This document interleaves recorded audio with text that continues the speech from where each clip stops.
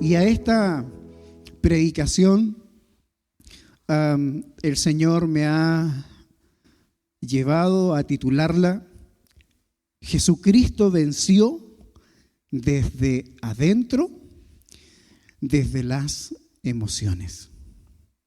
Jesucristo venció desde adentro. Él mismo venció desde adentro hacia afuera.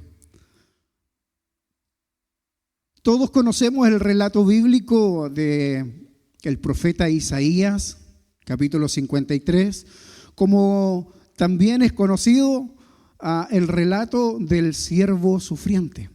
¿Se recuerdan? Está ahí Isaías 53, desde el verso 3 al 10. No vamos a leer Isaías, solamente estoy llevándolos a recordar aquel pasaje de las Escrituras donde el profeta muchos años antes de Cristo ya nos mostraba cuál iba a ser la vida que nuestro Señor iba a tener en el escenario de esta tierra.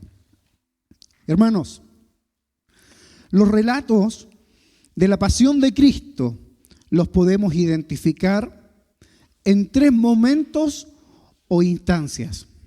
En tres momentos o instancias. Comenzamos con la cena del Señor. Ahí está el primer momento, la cena del Señor.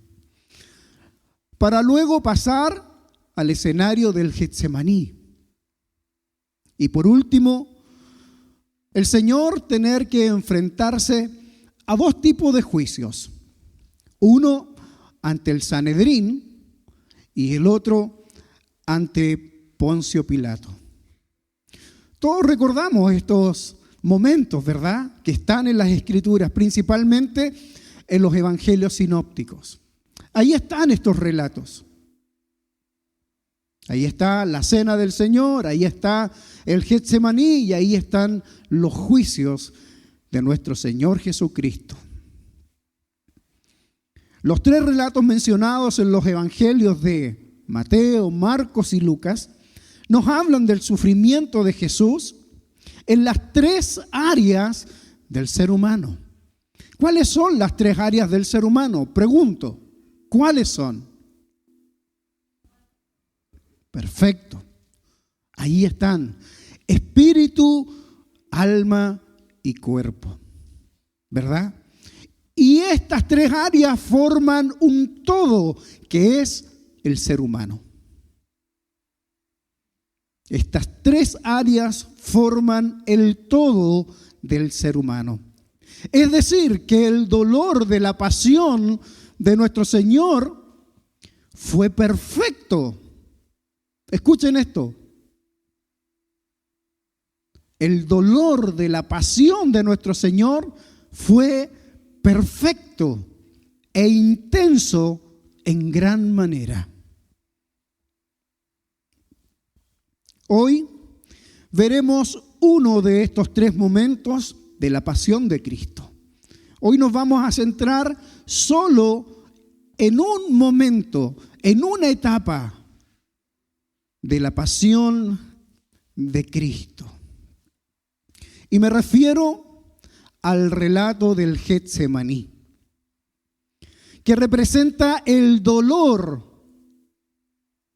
desde las emociones del hombre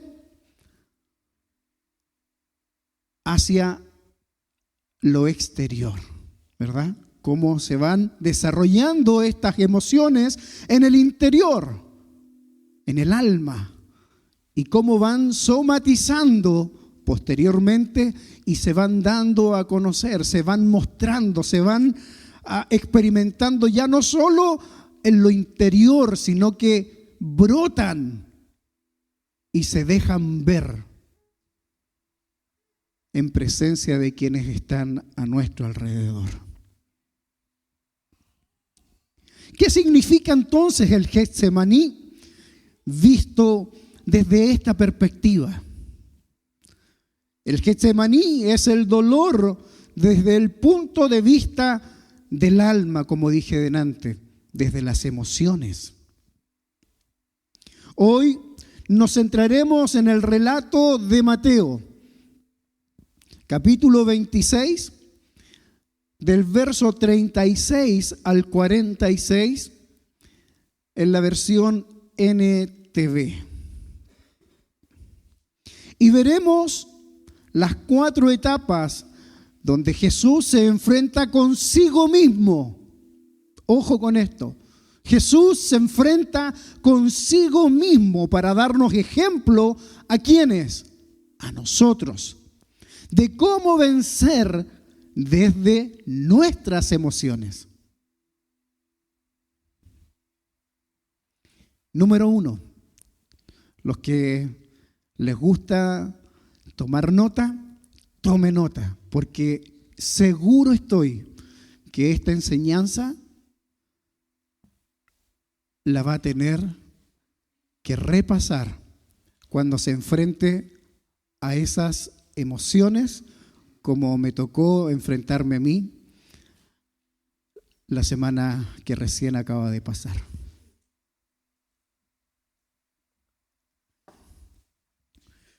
Uno, Jesús fue un hombre sano psicológicamente.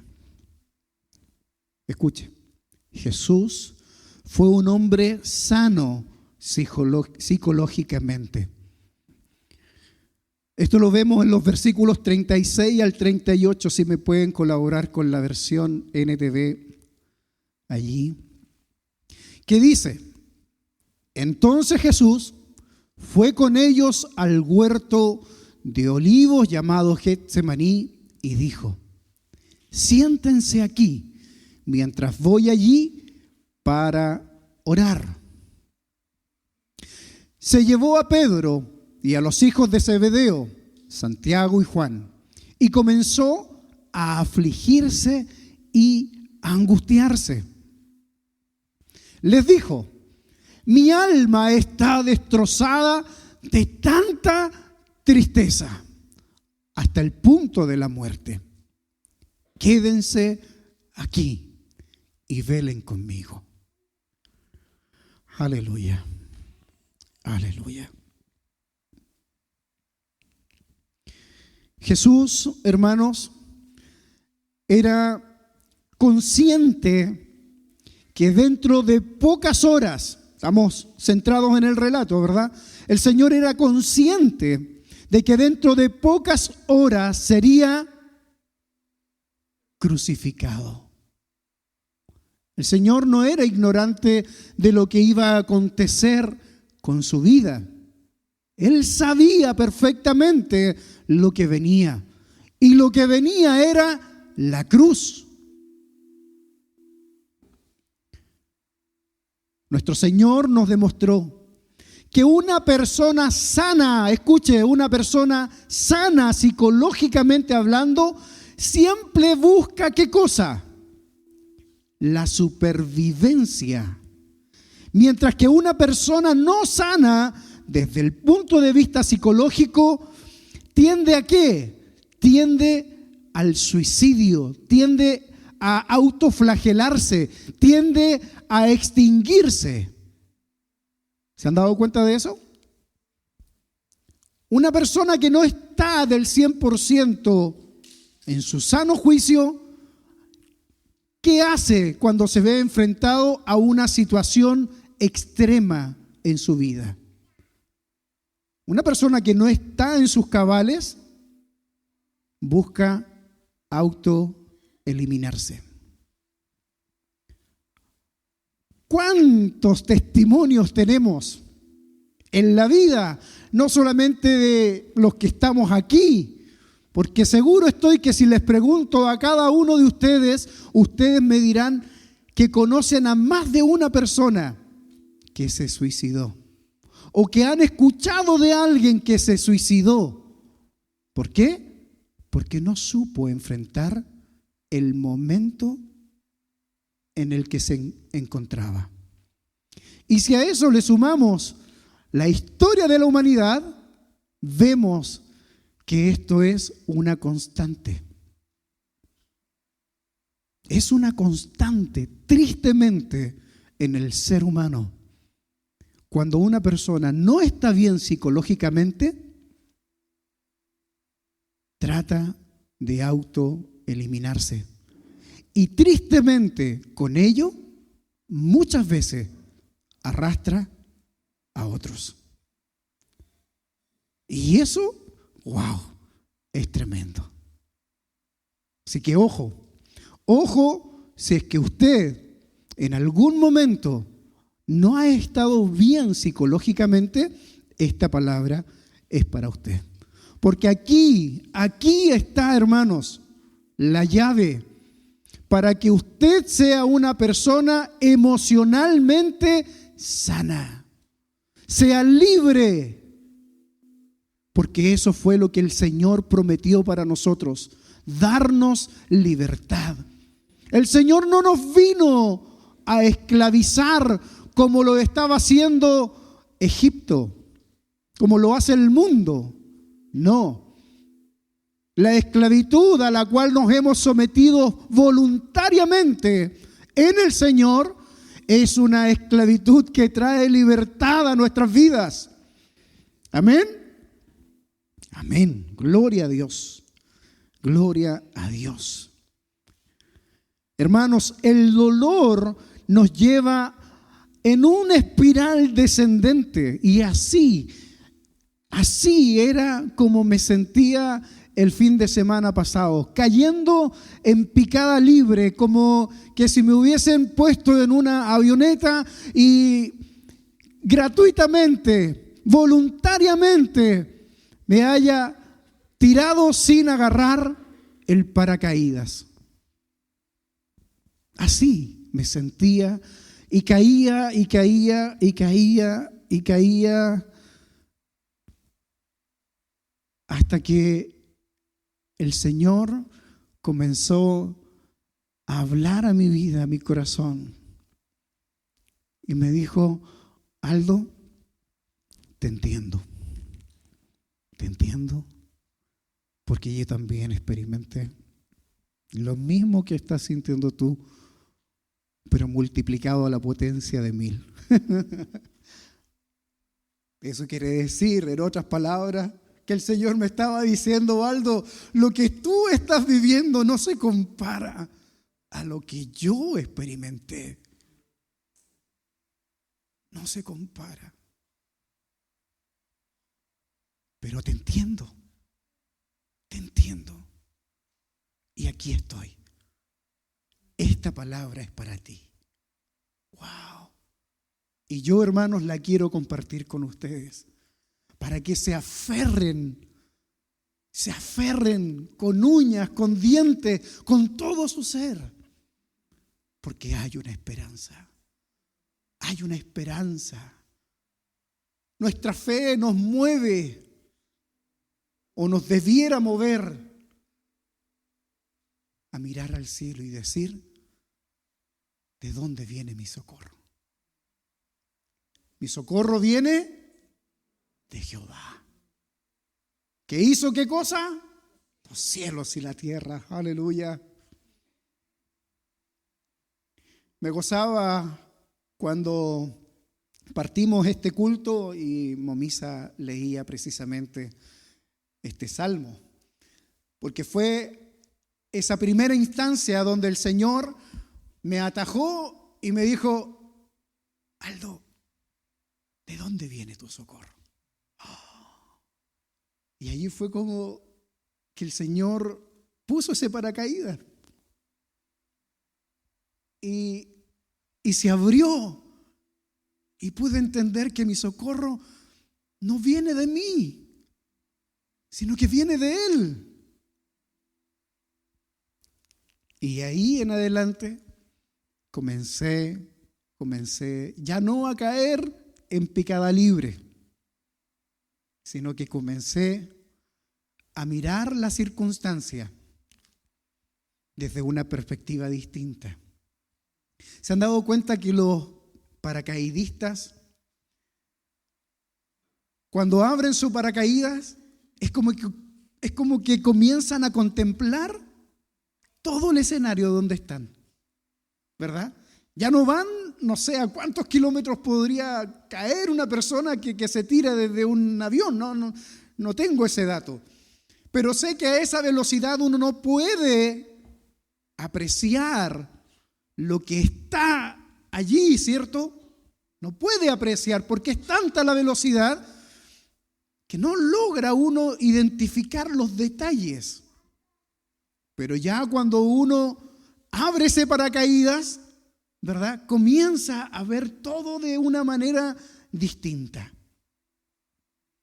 Y así es como yo comencé a sentirme.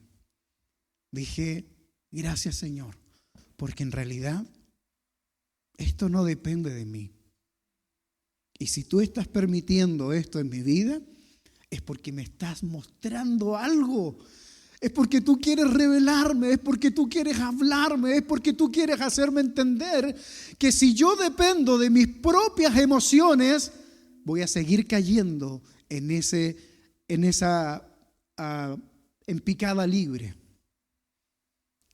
Pero si me aferro de ti, voy a poder entender cuál es el propósito por el cual tú estás permitiendo esto. Gloria a Dios.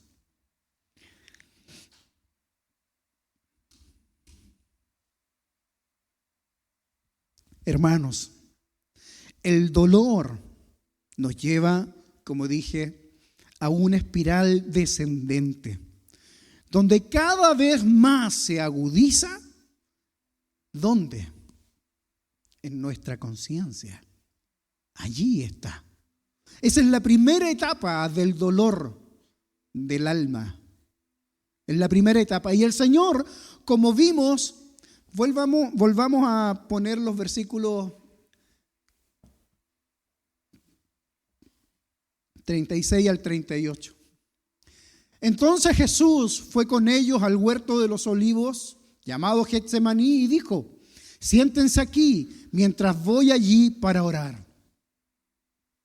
Se llevó a Pedro y a los hijos de Zebedeo, Santiago y Juan, y comenzó ¿a qué cosa?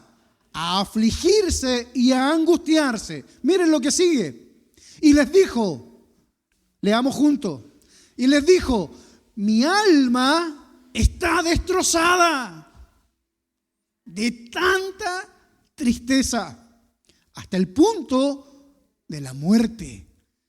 Quédense aquí y velen conmigo. Wow.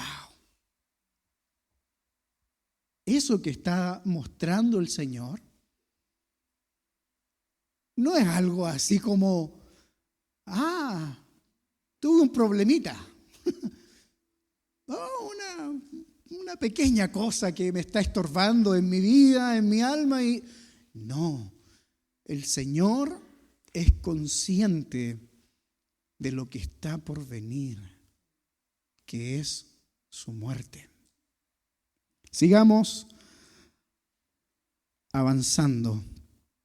Punto número 2. Jesús y la angustia de sentirse solo en medio del dolor. Verso 40, por favor. Vuelvo a repetir.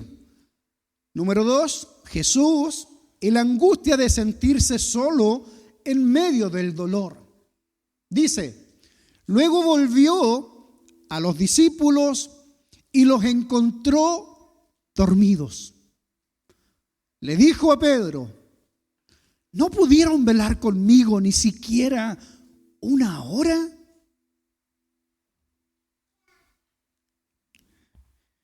Hermanos, llega el momento en que Jesús es consciente de su dolor. Él es consciente de lo que está experimentando. Él no ignora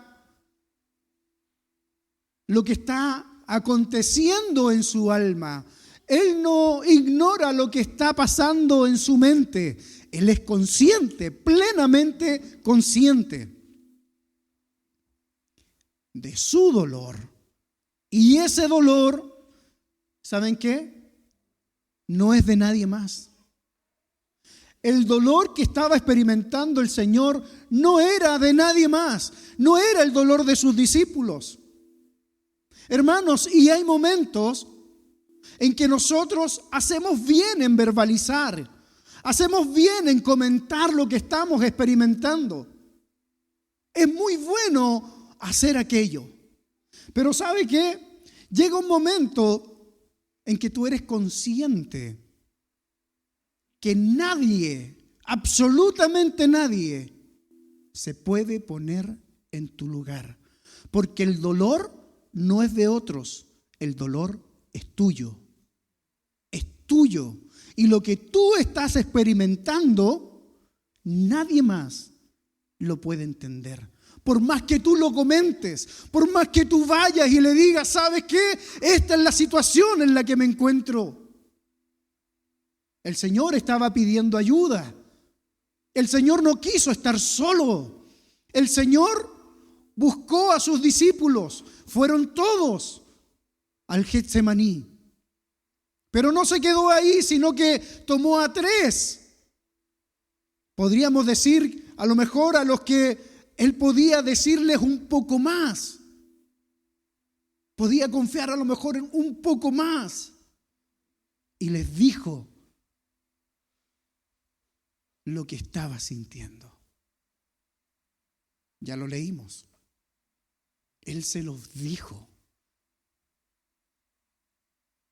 Pero, ¿qué pasó con los discípulos? ¿Qué pasó con los 3? Se quedaron dormidos, porque no era su dolor, no era su problema, hermanos. ¿Entienden? Por más que uno empatice, por más que uno diga, sí, te entiendo, en realidad el que tiene el problema es uno. O usted conoce a alguien que diga, ¿sabes qué?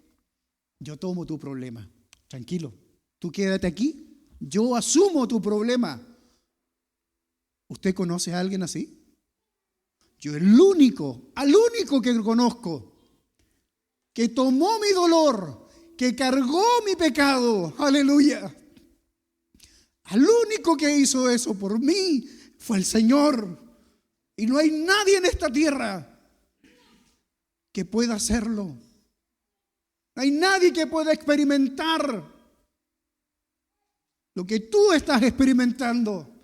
Y es por eso que el Señor experimentó el dolor, el sufrimiento, la pasión, como se conoce, en todas las esferas del hombre.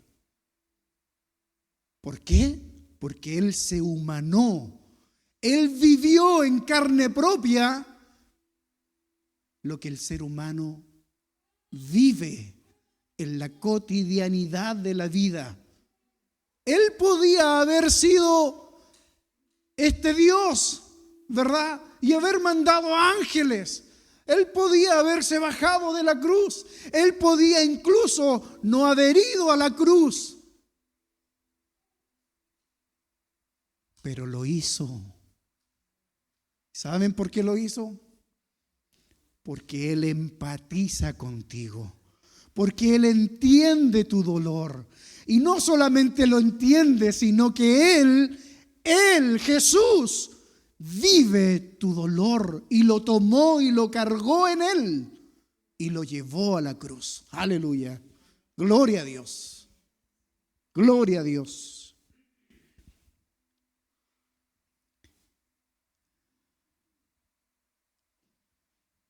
Llega el punto, hermanos, donde el dolor se agudiza tan fuerte en nuestro interior que nos sentimos solos, nos sentimos incomprendidos, nos sentimos que no podemos más. Pero es allí donde el Consolador aparece. Hermanos, ¿saben que estos días el Señor ha ministrado mi vida de una manera extraordinaria?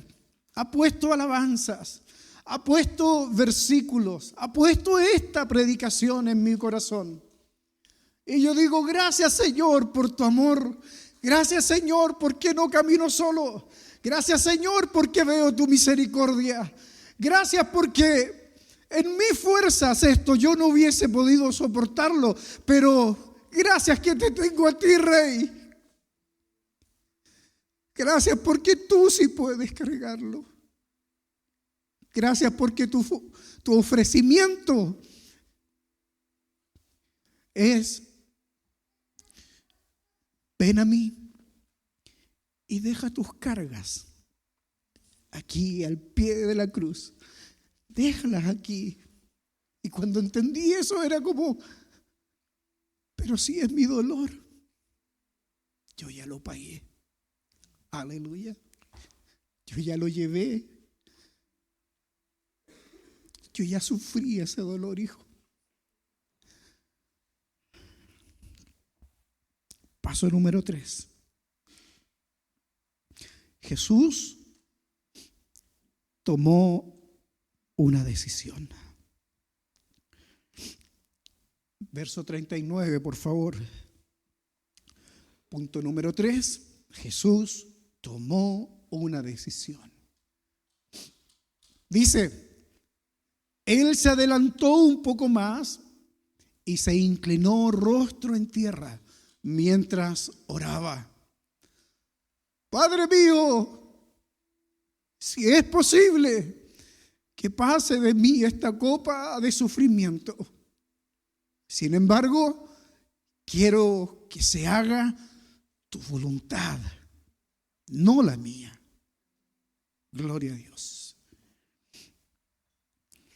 En este punto Jesucristo nos muestra una verdad inequívoca de todo ser humano. Y es que nadie, hermanos, nadie, absolutamente nadie, está preparado para la muerte. Nadie, ni siquiera nuestro Señor, en su humanidad, estaba preparado para morir. Porque es Él quien le dice al Padre: si fuere posible, pasa de mí esta copa. Si fuere posible, en otras palabras le está diciendo: papá, papito, no estoy preparado. No estoy preparado.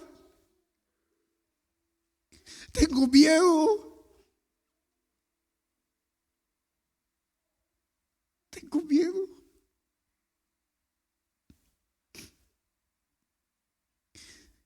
Pero el Señor tomó una decisión. Y fue no vivir bajo sus emociones. Él se sobrepuso a sus emociones.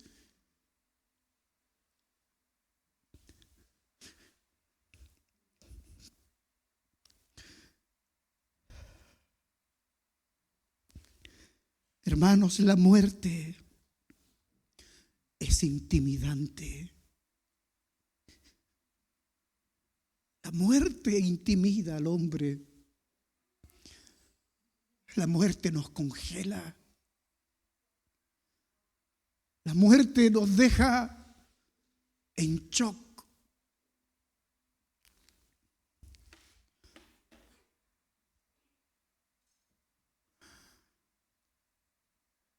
Pero es necesario que nos enfrentemos con nuestras emociones. ¿Para qué? Para que podamos vencer nuestras emociones. Cristo nos dio ejemplo de que Él, aún sintiendo temor, de que Él, aún diciéndole al Padre: si fuere posible, pasa de mí esta copa, ¿qué más le dijo? No se haga como yo quiera, Señor. No se haga como yo quiero, Padre, sino que se haga tu voluntad en mi vida. Aleluya. Jesús, en medio del dolor y la angustia, fue capaz de tomar la mejor decisión. Aleluya. Él fue capaz de tomar la mejor decisión, y es lo que también nos está diciendo a nosotros. No se dejen llevar por sus emociones, porque sus emociones son inestables. Sus emociones hoy día dicen que están bien, pero mañana pueden decir todo lo contrario. Como muestra un botón, ¿cuántos matrimonios son destruidos por el diablo? ¿Por qué? Porque hoy día las relaciones, ¿cómo son? Inestables. Hoy día las relaciones matrimoniales están basadas ¿en qué? En la emoción. Comenzaron diciendo, no, si yo te amo y estoy dispuesto a ir contigo a la luna. Pero al poco andar, ya no voy ni siquiera a la esquina. Es cierto, hermano, es cierto.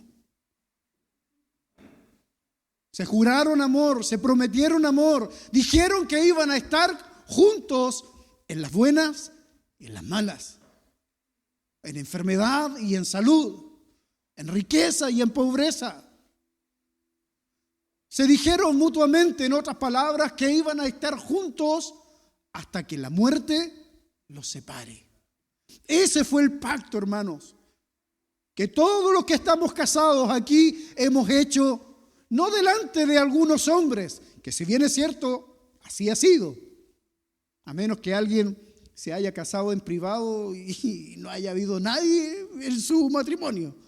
Pero no, los matrimonios por lo general cuentan de los novios y de quien los casa, por lo menos. Bueno, y de Dios como testigo, por supuesto. Entonces, los matrimonios de hoy día, hermanos, se separan fácilmente. ¿Por qué? Porque ya no son capaces de enfrentar sus problemas. Ya no son capaces de mirar más allá de sus emociones y decir, yo hice un pacto contigo. Yo hice una promesa contigo y la voy a cumplir hasta que mis días en esta tierra se acaben.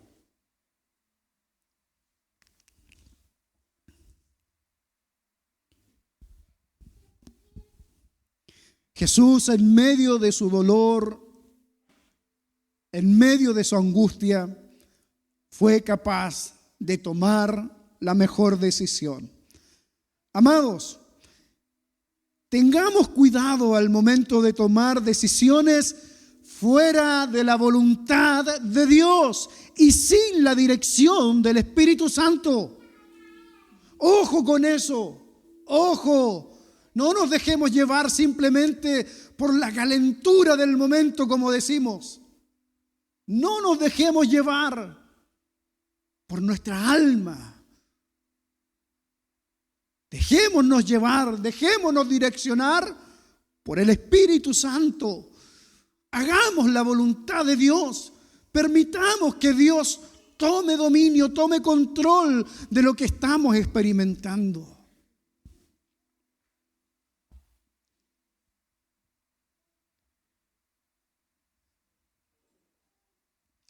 Es aquí donde Jesús nos da ejemplo y nos enseña que en las peores tormentas de la vida debemos tomar decisiones sabias, guiadas no en nuestras emociones, sino bajo la voluntad de Dios. Y para finalizar, cuarto punto, verso 39c. El cuarto punto dice: Jesús tomó una decisión que generó paz en su interior. Él, hablando del Señor, se adelantó un poco más y se inclinó rostro en tierra mientras oraba. Padre mío, si es posible que pase de mí esta copa de sufrimiento. Sin embargo, quiero que se haga tu voluntad, no la mía, no la mía. En este punto, hermanos, es donde Jesús acepta ir, ¿a dónde? A la cruz. ¿Por qué? Porque Jesús fue un hombre psicológicamente sano. Entendió el problema que se le venía. Lo entendió. Era consciente. Era consciente. ¿Tenía miedo? Tenía miedo. ¿No lo quería enfrentar en sus emociones? No lo quería enfrentar. Pero, tomó una decisión. Y hermano, tú y yo debemos tomar decisiones para poder enfrentar lo que se nos viene más adelante.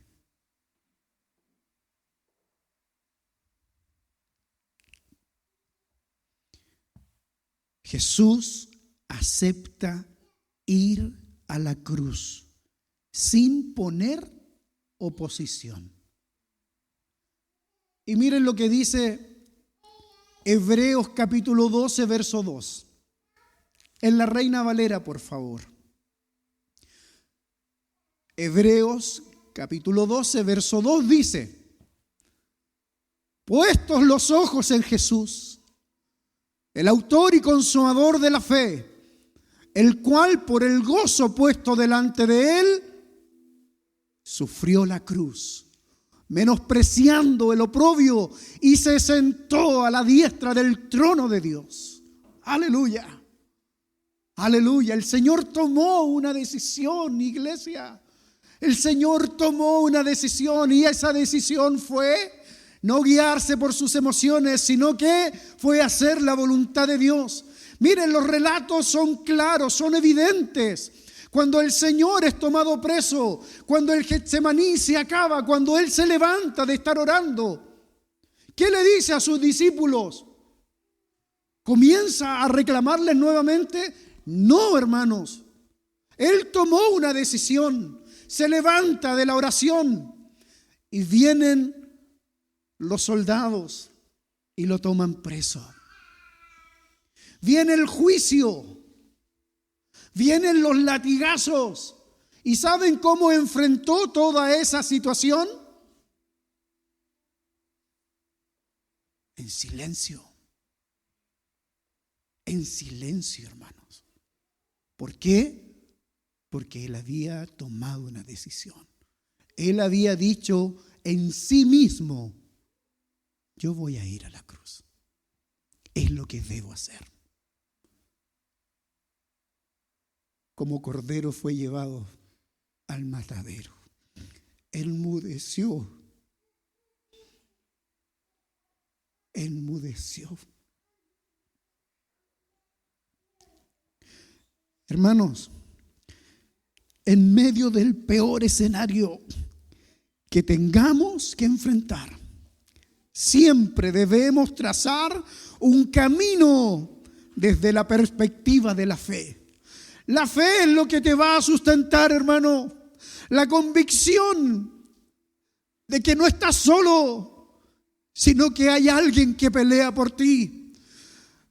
Tú debes trazar un camino, tú debes trazar una ruta. En ese momento de angustia, en ese momento de dolor, en ese momento de quebranto, debes proponerte un camino.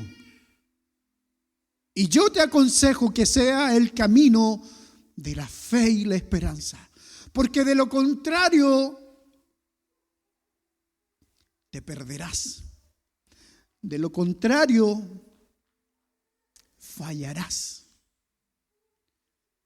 Pero si tu norte está bien dirigido, si tu norte es guiado por el Espíritu Santo, podrás enfrentar cualquier gigante que se te oponga. Podrás atravesar el desierto más árido, podrás cruzar la tormenta más feroz en tu vida.